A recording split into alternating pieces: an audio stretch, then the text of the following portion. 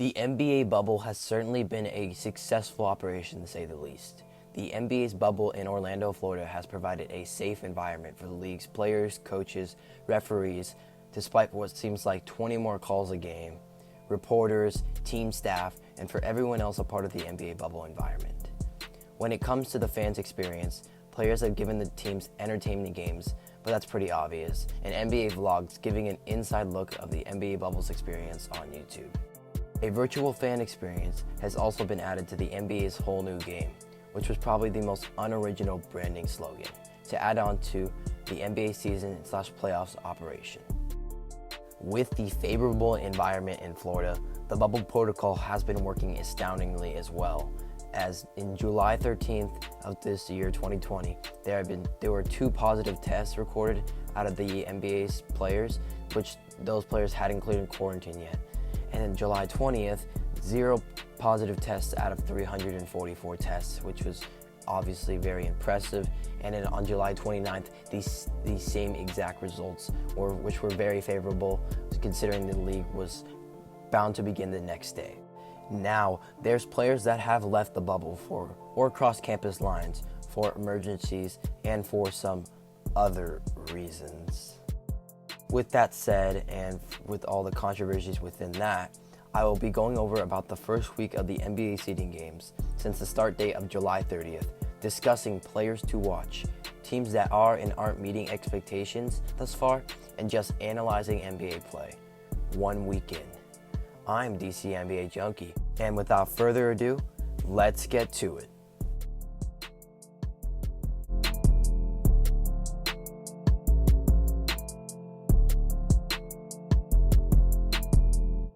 First off, I want to say prayers up for both Jonathan Isaac and Jaren Jackson Jr. for suffering season-ending injuries. Triple J, or Jaren Jackson Jr., suffered a meniscus tear in his left knee, and obviously Jonathan Isaac suffered a torn ACL on the same knee that he would injure in January, and the bubble was his first games back from that injury. That just absolutely sucks, and I obviously prayers up for both of them. With that news said, teams have expectedly had lower field goal percentages and three-point percentages, though many players have continued to display great numbers, and many have also been expected and some have also been unexpected players. Players that have done well in the NBA bubble environment that are worthy of mentioning include TJ Warren's impressive first 3 scoring games that have resulted in the Pacers going undefeated in 3-0 so far in the NBA bubble, him averaging 39.6 points per game, helping them lead to a 3-0 on this NBA seeding game so far. He's been very impressive. He's been not afraid to take shots, and that has led to the Indiana Pacers' success so far, which they're going to need if they're going to make a name for themselves in the NBA playoffs potentially. DeMar DeRozan has also been very impressive for San Antonio, averaging about 23.6 points per game, which isn't obviously the top of the cream of the crop, but they are currently 2-1, which is pretty surprising considering that they weren't expected to do well. However, their chances in the playoffs right now are getting more slim and slim, having to play Utah 2 more times in their schedule and the Rockets 1 more time. Devin Booker has also put up about 30 points per game in just 3 games now, and they're 3-0, the Phoenix Suns, and they are only about 3 games back of the 8th seed, which, you know, Phoenix Suns fans rejoice and have all your cheers and hopes for the getting into the playoffs, but once again, they won't probably get in, but you know, who knows. Surprisingly enough, Daniel House has been a very important part of the Houston Rockets' success with their small ball crew right now. He's been lighting it up from the 3, averaging 17.6 points per game in 3 games. And he's been a big part of Houston being the 4 seed right now as of August 4th, when I am obviously recording this video. Now, I didn't mention any of the superstars, but I will give a slight mention to Luka Doncic, James Harden, Russell Westbrook, Clippers duo, Kawhi, Paul George, LeBron and Anthony Davis, Jaylen Brown and Jason Tatum, but disregarding that first game of 2 for 18 field goals, Giannis Antetokounmpo and Nikola Jokic for his OT performance. Yeah, Suns fans, I said it, Booker's not a superstar. These guys specifically have had solid performances through a week of seeding games, and that's why I decided to showcase them and not the superstars, obviously. But mentions to Luka Doncic and James Harden and those NBA stars who have been putting out really impressive numbers so far. In terms of teams that I feel are doing well right now, obviously the Houston Rockets have been very impressive with their small ball. They are currently, as of right now, 2-1. They lost to the Portland Trail Blazers on August 4th. The offense is looking great, and it's a bit interesting. Their strategy is to just put up a bunch of threes and beat everybody on the offensive end. They just figure, we're not going to play any defense, but if we can outscore you on the offensive end, that's how we're going to win games, which has been an interesting strategy, but I'm just concerned a little bit for their defensive presence. I know that Russell Westbrook has been giving them in paint presence offensively, and they've been doing a pretty good job defensively in terms of getting key stops down in the stretch, but moving forward, they got to be very consistent with their defensive play if they're going to have any success in the NBA playoffs against those teams right now, like the Clippers and the Lakers, and maybe even the Nuggets, who are clearly the favorites to come out of the Western Conference. The Indiana Pacers have also been very impressive so far.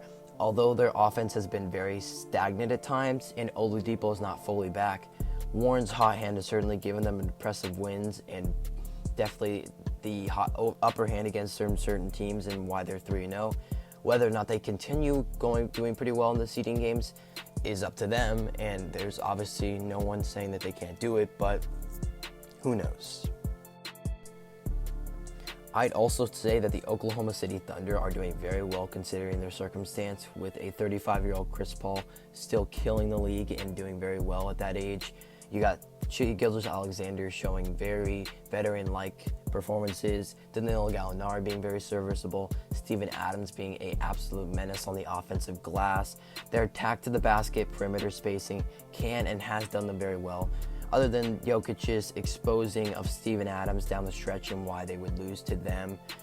But nonetheless, I think that the Thunder have very good chances moving forward. They just need to stay very consistent, and they need to have faith in, obviously, their guys to do well, and they need to just continue to trust their process.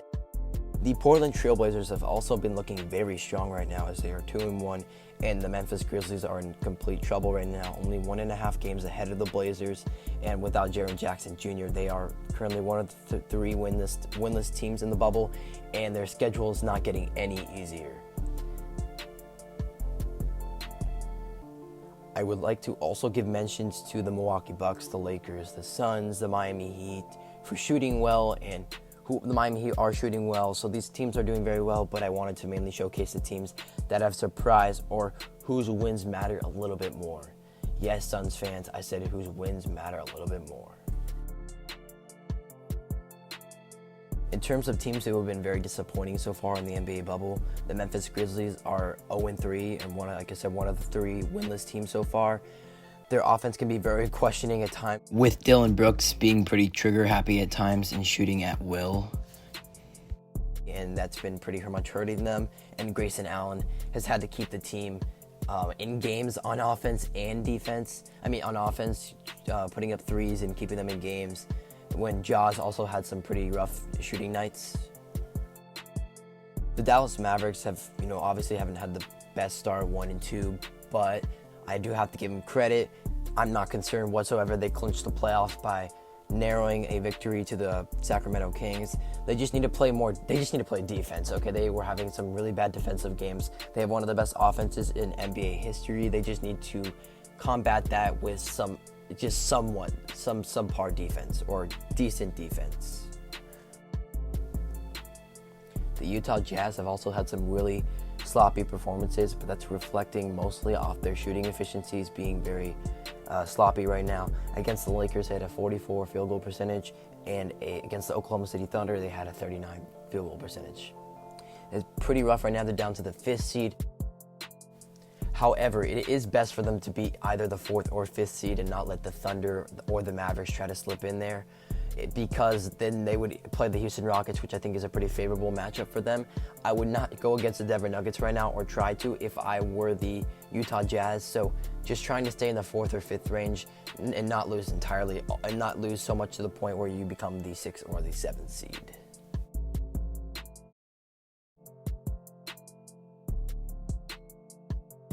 The New Orleans Pelicans have also had a rough start, but they got a much-needed win against the Memphis Grizzlies to improve to 1-2 in the NBA bubble so far against the Memphis Grizzlies, who they are trying to get the 8th seed from. Their offense is definitely questionable with trying to force it to Zion, which wasn't exactly working the first 2 games as they got blown out by the Los Angeles Clippers. However, they showed in that game against the Memphis Grizzlies when the offense is fluent and when you play Zion in the ideal situation and not force it to him, that you can win games and you can be one of the more interesting and surprising teams to potentially get into the NBA playoffs. But I think my biggest concern with the bubble right now is people jumping to conclusions on teams and players in a positive or negative manner. For example, like the TJ Warren bandwagon for his hot streak. People thinking the Suns can really make the playoffs, which they do have a shot, and I've been slandering them throughout this video, but it's not the best chance right now. I'm just saying it. In addition, examples as well as the media thrashing the Pelicans for their disappointing loss to the Clippers and giving up far too many threes, and the 76ers looking to many like a first-round exit. Sure, you can make these arguments that these things I said can either continue or be true, and I can look like I know nothing. But first, it's been 2 to 3 games for teams in the NBA bubble, and players on teams have only recently made it to or returned to the Orlando bubble. And secondly, it's a different environment, and for some ironic reason, it's a whole new game. So before we count out or highly believe in teams and players, let the games continue and let players show us who they'll be or who they'll mold into moving forward. Now lastly, I'll be analyzing 2 games here. I'll do it 2 games per week. Comment down below which games for the next week you guys want me to analyze. But for this week, I'll do the Lakers versus the Clippers and the Rockets versus the Mavericks. Now in the Lakers versus Clippers game, the Lakers would outlast the Clippers barely 103 to 101. It was the second official game of the season restart, the first night, of course, on a TNT doubleheader. Both teams shot pretty rough from the field. The Lakers 30.6% from the 3 and 39% from the field. The Clippers would shoot 43.2% from the field, which is okay, and 44.4% from the 3, which that was really solid. So this game really doesn't tell us anything new about these teams. They are both very talented, and the Los Angeles Clippers were playing without Lou Will and Montrezl Harrell. So if you want to make the argument that the Clippers could have won this with those two, there's obviously an argument there, but you never know. Anthony Davis was a big part of why the Lakers were able to come out on top. LeBron would also get the most important stop of the game and win the game for the Los Angeles Clippers, stopping Paul George from hitting the go-ahead bucket. Kawhi and Paul George were both amazing from the field, as Kawhi would put up 28 points and Paul George would get 30 points, with PG going 6 for 11 from the three-point line. They were strong offensively, and that's what kept them in the game, clearly, and they were able to get the lead at times, but unfortunately were not able to keep the lead. And moving forward for the Lakers, what I would suggest for them is to continue trying different lineups and fine-tuning the games of their role players, because those are the guys that are going to be the X factors for this team. If those guys step up, the Lakers are going to have a great performances. We know that AD and LeBron are going to look good in the playoffs, but it's a matter of how those other guys are going to perform moving forward, because they've been very inconsistent for them. And for the Los Angeles Clippers, just getting reps with everybody healthy and back on the roster, especially since, they've had so many times where they haven't gotten everybody on the roster to play in one game, and now Montrezl Harrell and Lou Will were sitting out for a plentiful game, so they need to take this time to get everybody back and get reps with them, so it'll be very important for them moving forward into the NBA playoffs. Now, as for the Mavs-Rockets game that would occur on July 31st, the Rockets would beat the Dallas Mavericks 153 to 149, which for the first game back, 153 to 149, I guess you can probably tell there was virtually no defense played in this game for these two. But Harden and the Mavericks and the Rockets basically had fantasy numbers all across the board. Harden with 49, 9 rebounds, and 8 assists. Westbrook with 31 points, 11 rebounds, and 8 assists. And the Mavericks, Luka would have 28 points, 10 rebounds, 13 assists. And Porzingis would have 39 points and 16 rebounds. There was virtually no defense played. And if you had a fantasy team with these guys, or you were betting on performances, you were doing well with these guys. Now, aside from this game being a bunch of fantasy numbers, It was a clutch tip in by Robert Covington to send the game into OT, where the Rockets would go on and to win this game. James Harden was putting up some very good offensive numbers and hitting the big-time shots when they needed to. And I think the Rockets have been doing a very good job this year with handling pressure, especially for James Harden and Russell Westbrook. Harden's getting double-teamed a lot, and he's made a lot of good decisions. And James Harden and Russell Westbrook is doing a very good job being able to attack the basket and hit a solid number of threes this year, which has been in this NBA bubble environment. For the Dallas Mavericks, moving forward, defense. I said it before, they're one of the struggling teams right now, but I have no concerns for them. They just need to play some solid defense. I know that Porzingis doesn't like to play a lot of defense, and Luka Doncic can play defense, but a lot of his game is on the offensive end, and he's not exactly the most fit NBA player.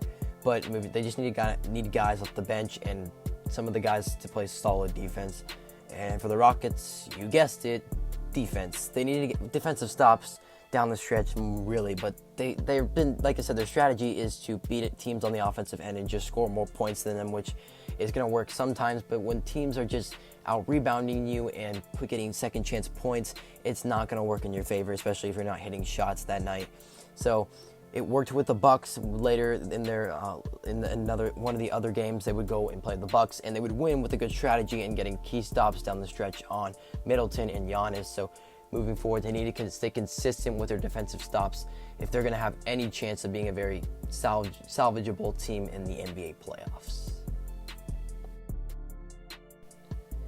And with that being said, that will be the end of today's video. If you enjoyed, feel free to subscribe, like the video, comment down below the next two games potentially that you want me to analyze, or comment down how you feel about this video. It was a very long video and had a lot of it was filled with a lot of content heavy information, but if you enjoyed it, just make sure to give me feedback in the comments section. And with that being said, I'm out.